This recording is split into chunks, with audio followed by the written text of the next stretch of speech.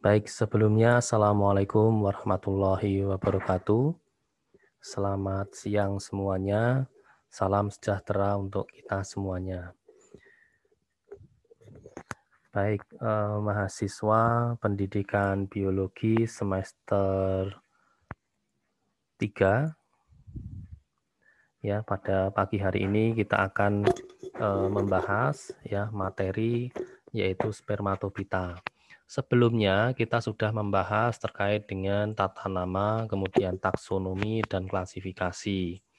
Nah, barangkali kalian sudah memahami itu sebagai dasar untuk mempelajari materi-materi selanjutnya. Nah, pada bahasan hari ini ya sedikit kita nanti akan mengulas spermatobita ya, kemudian nanti juga ada angios dan juga gimnosperme, tetapi nanti juga sedikit kita bahas terkait dengan kunci determinasi.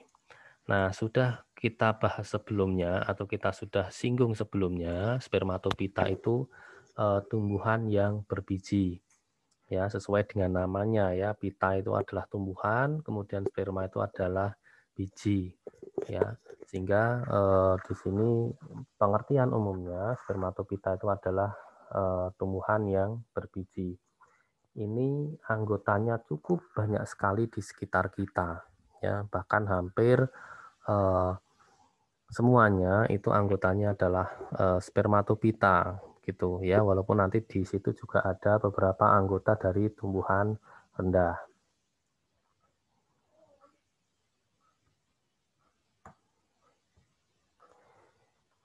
Kemudian, nah ini yang kemarin kita bahas ya, ada Cormopita, Phanerogame, Spermatopita, Tracheopita, dan Anthopita.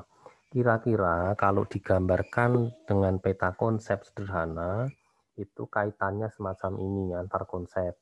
Ya, Cormopita itu adalah tumbuhan yang berkormus ya, dia sudah dapat dibedakan antara batang, daun, dan akar. Ya, terlihat jelas perbedaannya. Kemudian ada Phanerogame. Nah, Phanerogame ini adalah tanaman yang alat perkembangbiakannya itu terlihat ya, nampak begitu ya. Sering disebut juga tumbuhan tinggi yang kita pelajari itu adalah Phanerogame. Kemudian Phanerogame itu sebagian besar itu anggotanya berupa spermatopita atau tumbuhan berbiji.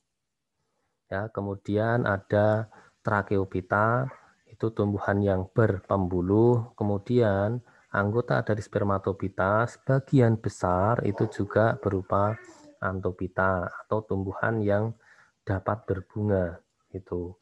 Ini sebagian besar juga berupa Anthopita, ini anggota dari spermatopita. Nah, kemudian kalau kita lihat secara spesifik lagi, apa ciri-ciri atau karakteristik dari spermatopita itu? Ya, kita lihat. Yang pertama adalah dia berkormus jelas ya. Batang, daun, akar itu sudah dapat kita bedakan secara detail di situ ya. Batas-batasnya sudah jelas ya, maka digolongkan dalam tanaman berkormus. Kemudian inti dan plastida itu sudah terlihat jelas ya, kalau itu diamati secara mikroskopik dalam sel ya, maka inti selnya kemudian plastidanya itu sudah terlihat jelas ya. Kemudian sifat organismenya itu adalah multiseluler. Di sini semua anggota dari spermatopita itu adalah bersel banyak, tidak ada yang bersel satu. Ya, kemudian alat perkembangbiakannya yaitu adalah bagian tubuh biji. Ya, bisa dikatakan alat perkembangbiakannya adalah berupa biji. Kemudian juga terdapat pergiliran keturunan. Ini mirip seperti pada tumbuhan paku maupun tumbuhan lumut. Hanya untuk pergiliran keturunan ini itu perbedaannya tidak terlalu jelas, tetapi ada. Kemudian gametofit tumbuh dan berkembang pada sporofit. Gametofit itu adalah alat perkembangbiakan.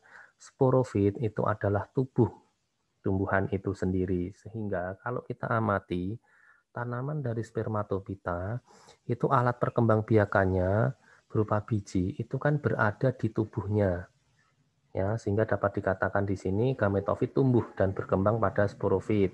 Sehingga dari pernyataan ini atau karakteristik ini dapat disimpulkan bahwa gametofit itu umurnya atau masa hidupnya itu lebih kecil dibandingkan dengan sporofit.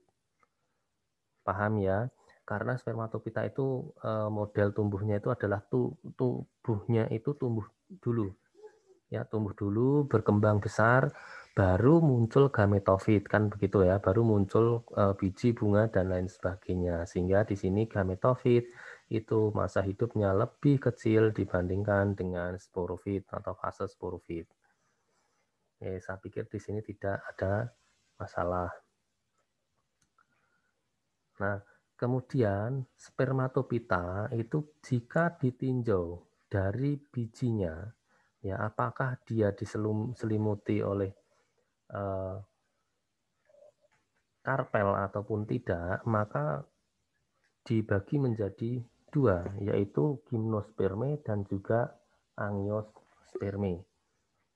Ya, maksudnya daging buah ya. Yang pertama adalah gimnosperme.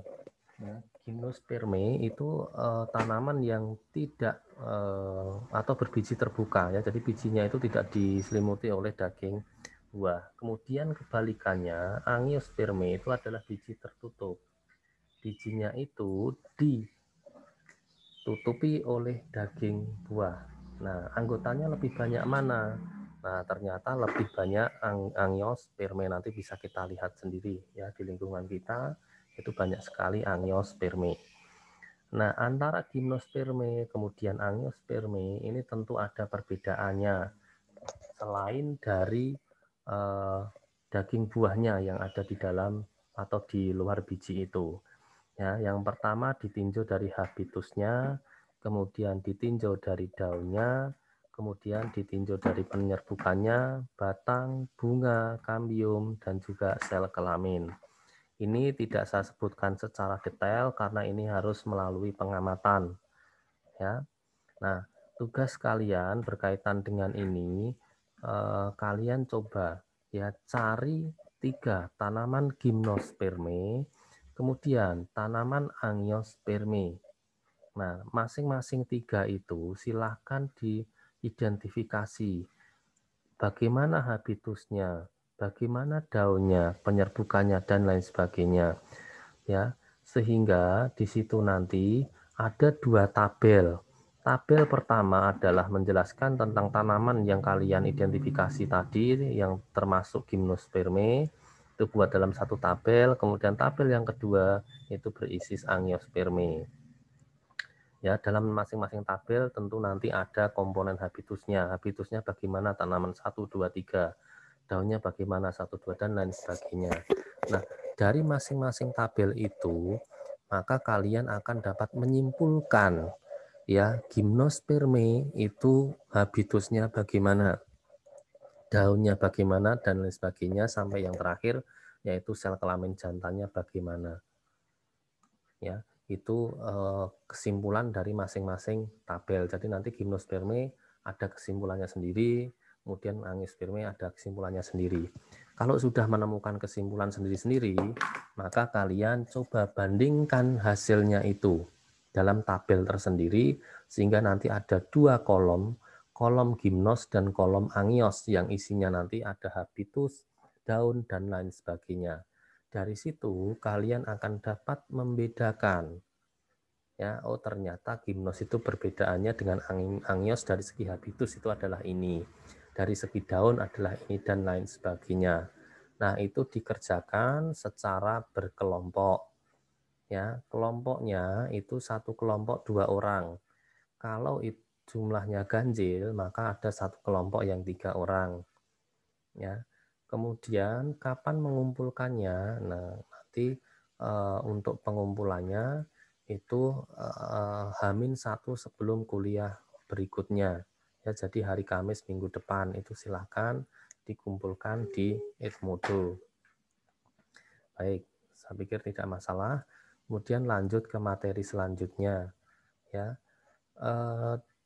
Dalam tumbuhan tinggi itu ada istilah ya, pohon, kemudian semak, kemudian perdu, ya, liana, kemudian terna dan juga epifit. Nah, nanti kalian harus paham ya semuanya di sini. Nah, sebenarnya kalau kita sudah bisa melihat tanamannya secara langsung, itu sebenarnya kita sudah bisa membedakan ya mana yang termasuk semak, perdu dan lain sebagainya. Ya, di sini akan saya jelaskan sekilas saja ya, sekilas berkaitan dengan pengertian dari keenam ya, keenam dari ini. Yang pertama yaitu adalah pohon. Ya, pohon jelas ya. Ini habitus yang posturnya itu amat sangat tinggi. Ya, tinggi sekali. Ya, ada yang bisa mencapai 30 meter ya. Nah, itu dikatakan pohon. Kemudian semak. Nah, semak ini habitusnya ya atau postur tumbuhannya itu sangat pendek jika diukur dari tanah, permukaan tanah gitu ya, dan dia sebagai penutup tanah itu disebut dengan semak. Kemudian kalau perdu itu tumbuhannya mirip pohon ya, tetapi tidak terlalu tinggi, mirip pohon tetapi tidak terlalu tinggi ya, bisa dikatakan tingginya maksimal itu bisa sampai ke 2 meter saja, itu dikatakan sebagai perdu. Ya, kemudian ada liana. Liana ini adalah tanaman yang dia merambat. Ya. Kemudian ada epifit, ini tanaman yang sifatnya menempel pada tanaman lain. Ya, kemudian ada juga istilah terna. Terna ini adalah tanaman yang berpostur atau dalam anggota tubuhnya itu herbaceous ya, basah begitu.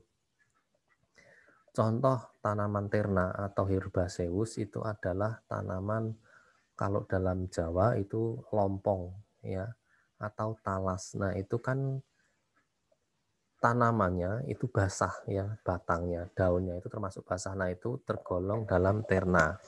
Nah, terna ini itu nanti bisa masuk pada golongan semak, bisa masuk ke golongan perdu, bisa masuk ke liana, epifit dan lain sebagainya. Gitu.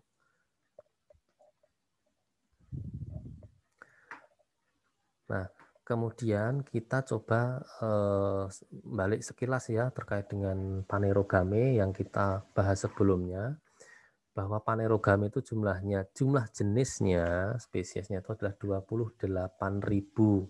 Ini hidup di Indonesia. Nah, dari 28.000 itu untuk mengetahui nama tanaman, jenisnya ya maupun takson-taksonnya itu diperlukan cara yang disebut dengan determinasi. Dari determinasi nanti akan menghasilkan kunci determinasi atau kunci dikotomi. Ini adalah cara atau langkah untuk mengenali organisme dan mengelompokkannya pada takson makhluk hidup. Nah, kunci dikotomi ini berisi deskriptif ya atau deskripsi ciri-ciri organisme yang disajikan dengan karakter yang berlawanan. Ya, kemudian kunci dikotomi terdiri atas deretan pernyataan yang terdiri dari 2 baris dengan ciri yang berlawanan. Kalian bisa membuka buku flora pada halaman berapa saya lupa di situ, nanti kalian akan melihat ya kunci determinasi. Misalnya di situ ada poin 1. Nanti pasti ada pernyataan A dan pernyataan B. Nah, pernyataan A dan B itu adalah berlawanan, ciri yang berlawanan gitu. Nah, kemudian cara membuat kunci determinasi ya, yang pertama adalah memilih ciri khas yang dapat ciri khas ya yang didapat yang merupakan ciri kontras dari spesimen yang akan dibandingkan, yang mudah dilihat secara makroskopis dan bersifat tetap. Kemudian siapkan tabel pembanding. Ya, kemudian pada setiap pasang pernyataan, pakailah istilah yang paralel dan bersifat komparatif atau pembanding. Hindarkan pemakaian kalimat yang bersifat negatif. Misal, kalau kalian membuat kunci determinasi nomor 1, A. A itu misalnya daun ya, ditinjau dari daunnya. Daun, tepi daun itu bergerigi. Kemudian yang poin B, 1B, itu poin apa namanya, karakteristiknya adalah daun, tepi daun tidak bergerigi. Nah, itu tidak boleh.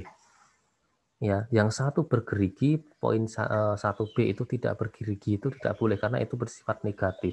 Yang khususnya yang poin B. Ya, tidak bergerigi itu yang bagaimana disebutkan, oh ternyata tepi daunnya adalah halus misalkan atau rata. Nah, itu boleh.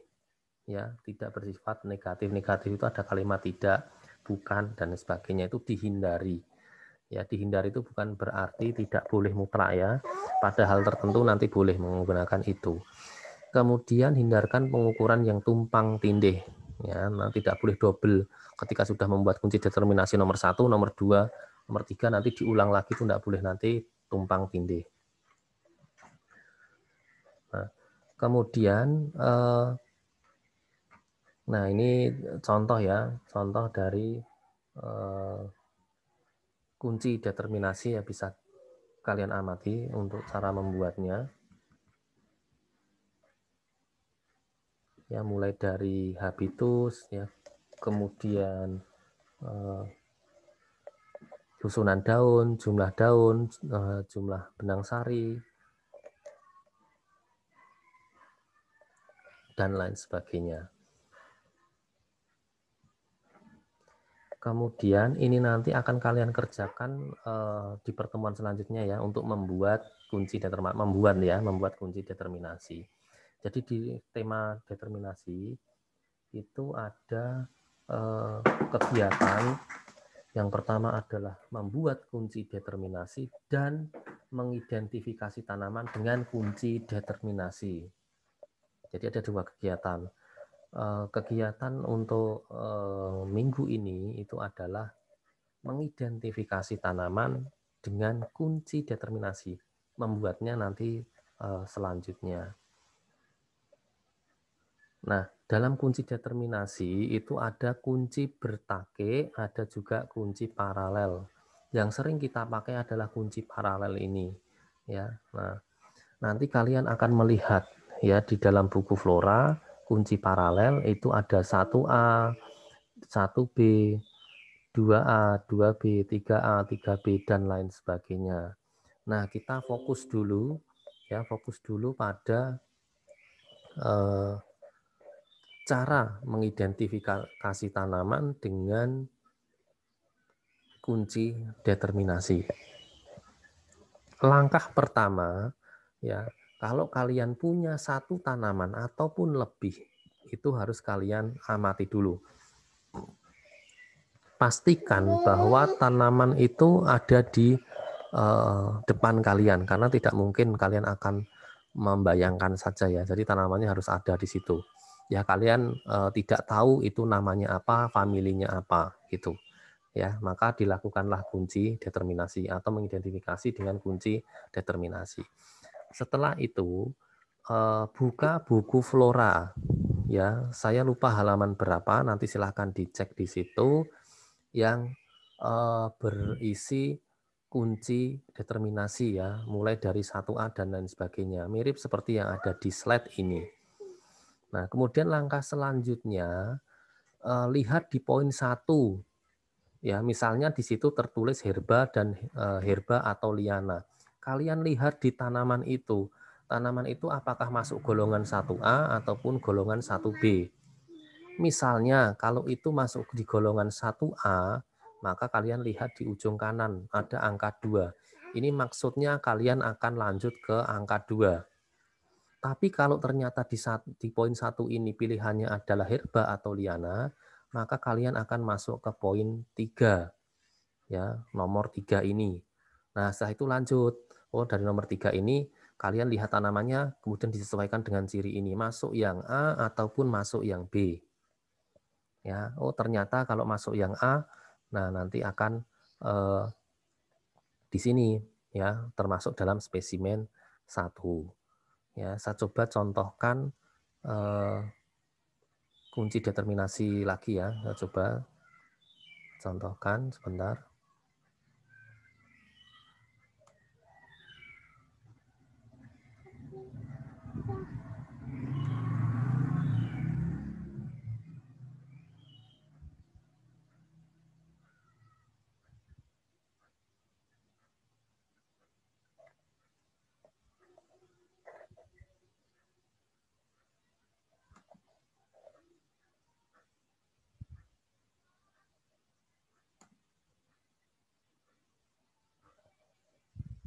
Baik, di sini kalian akan melihat kunci determinasi ini mirip seperti yang ada di buku flora, mirip ya, bukan sama ya, ini mirip tipe-tipenya seperti ini. Coba diamati dulu.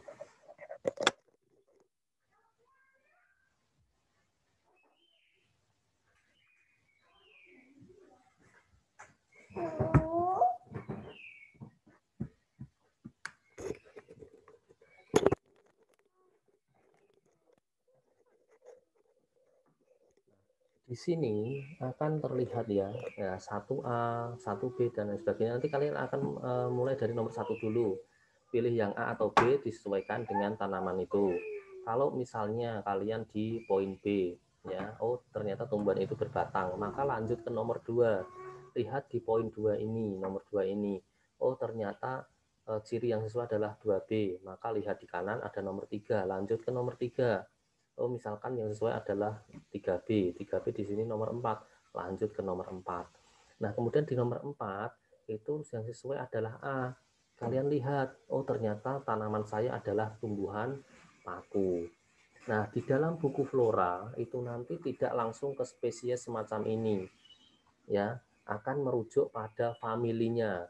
Misalnya nomor 4 ini kalian pilih ya, di dalam buku flora di sini tertulis misalkan Gramineae misalkan. Ya. Nah, nanti kalian ketika sudah masuk di sini sudah berhenti karena sudah tertulis Gramineae. Lanjut lagi kalian cari halaman yang membahas tentang Gramineae. Ya, kalian kan baru menemukan familinya dari tanaman itu. Nah, lanjut ke halaman berikutnya, cari yang di situ membahas tentang Gramineae. Nanti di topik Gramineae itu kalian akan menemui kunci determinasi lagi ya, yang nanti akan menentukan spesiesnya. Nah, nanti dimulai dari awal lagi ya, karena setiap family itu ada kunci determinasinya di dalam buku flora. Kalau sudah masuk ke family, lanjut ke buka halaman yang ada familinya khusus itu, kemudian lakukan determinasi lagi sampai menemukan spesiesnya. Nah, nanti hasilnya itu nanti adalah berupa nomor-nomor seperti ini. Misalnya tadi hasilnya adalah 1B ditulis, kemudian 2B ditulis, kemudian 3B dan lain sebagainya. Itu hasil dari kunci determinasi. Ya, nanti 1A, 2B, 3B sama dengan Gramineae. Terus bawahnya lanjut lagi di family itu nanti akan dideterminasi lagi. Ya, oh nanti 1A, 1B, 1 dan sebagainya sampai dengan menemukan spesiesnya. Nah, nanti kalian coba ya. Nah, saya coba share screen lagi.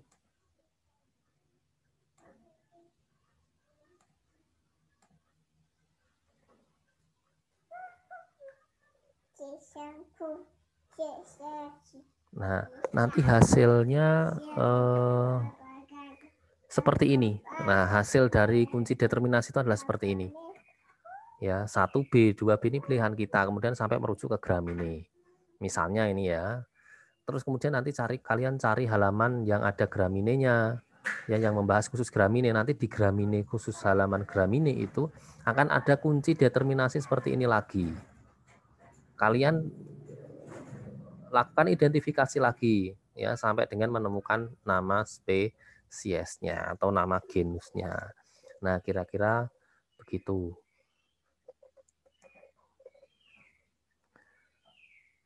Kemudian saya coba share screen lagi.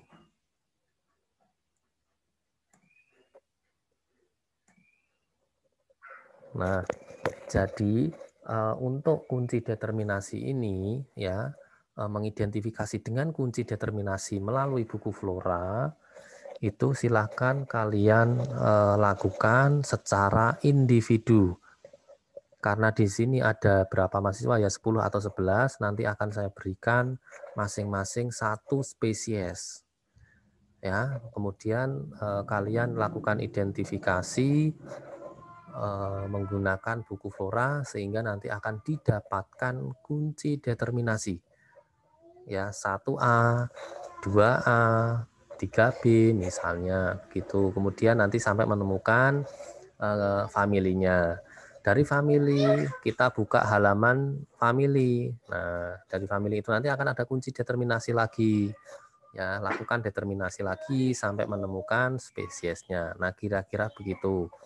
Ya, itu nanti silakan dikerjakan, maksimal dikumpulkan adalah hari Senin malam. Ya, jadi kalian punya waktu Sabtu, Minggu ya dan juga Senin untuk mengerjakan ini secara individu. Begitu.